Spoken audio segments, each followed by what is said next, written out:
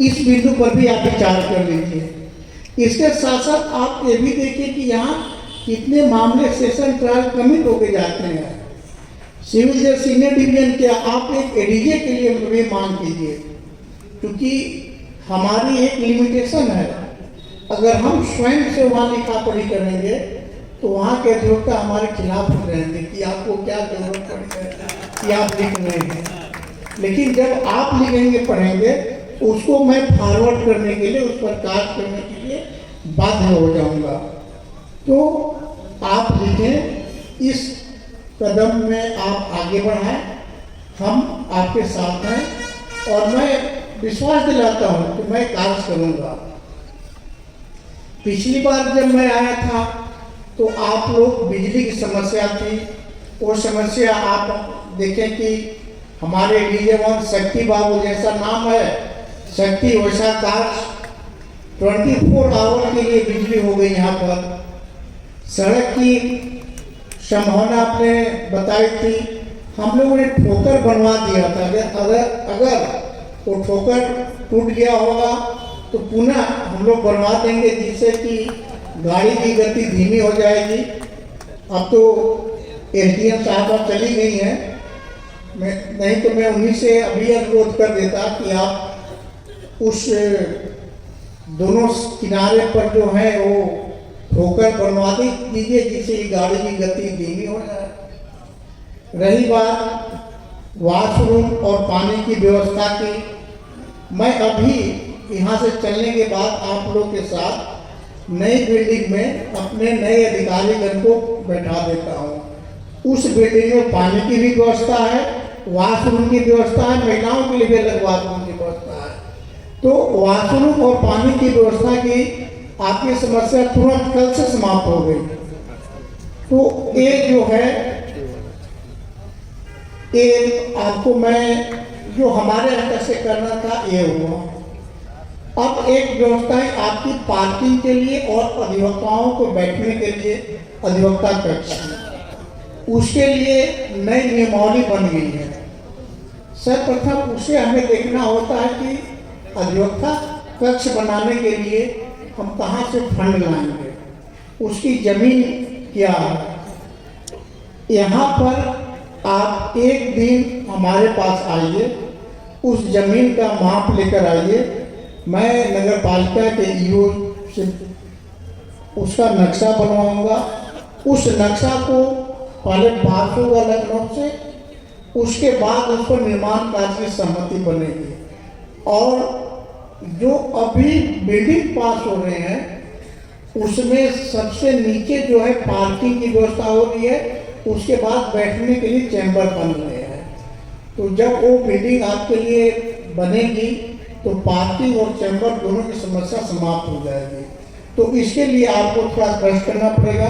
हमारे पास एक दिन जमीन की नाप लेकर आनी पड़ेगी, तो मैं उसके लिए कार्रवाई आगे बढ़ा दूंगा। और इसके बावजूद भी आपके लिए जो समस्या है, मैं हमेशा तैयार हूँ। जब तक मैं हूँ हमारा दरवाज़ा खुला है, आप हमारे पास आ सकते हैं, हमें कॉल कर सकते हैं। अभी रही दो अश्व की बात, ये कहा गया है कि भारतीय संविधान वकीलों का स्वर कहा जाता है। इसका इंटरप्रिटेशन सब लोग अलग अलग करते हैं। संचालक महोदय ने कुछ और किया और हमारे राय साहब विद्वान भुगता ने कुछ और किया। तो हमें लगा कि ये जो नए दो अश्व है, इस पर हमारे अध्यक्ष जी और सचिव जी आज इस पर बैठकर इस न्यायालय का भ्रमण करें।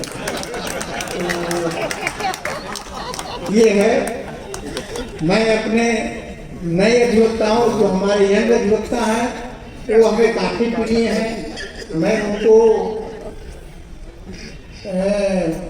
उनसे रिक्वेस्ट करता हूँ कि आप स्टडी करें। काफ़ी नए जो लॉ लागू हो गए हैं, बीएनएस और बीएनएसएस और भारतीय साक्ष्य अधिनियम, इसका पूर्णतः अध्ययन करें, क्योंकि अधिवक्ता को हमेशा पढ़ते रहना पड़ेगा।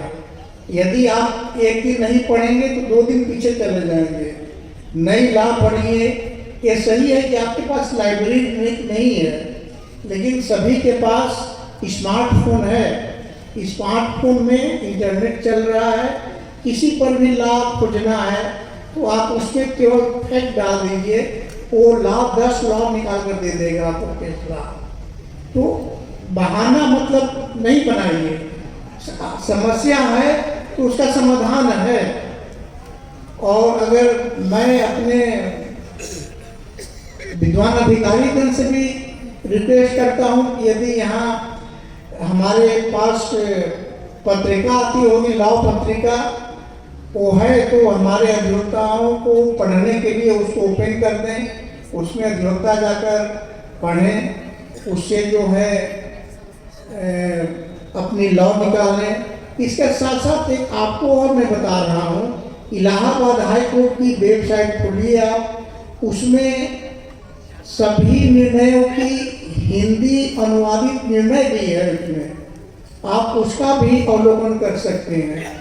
इसके साथ साथ INR की समस्त रूलिंग जो है उसमें अपलोड है, वहाँ से भी आप पढ़ सकते हैं।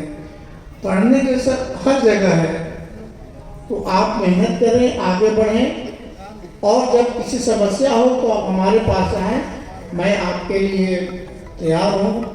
समय ज़्यादा हो रहा है, लोगों को बाहर भी जाना है, आपसे तो बातें करने के लिए बहुत मन करता है, कि मैं आप ही के बीच से आया हूँ, फिर भी क्योंकि हमारे कुछ बंधने हैं, मैं यहाँ बार बार नहीं आ पाता हूँ, लेकिन आप लोग दिल से दूर नहीं हैं, दिल में हैं। जब भी बुलाएंगे तभी मैं आपके लिए हाजिर रहूँगा।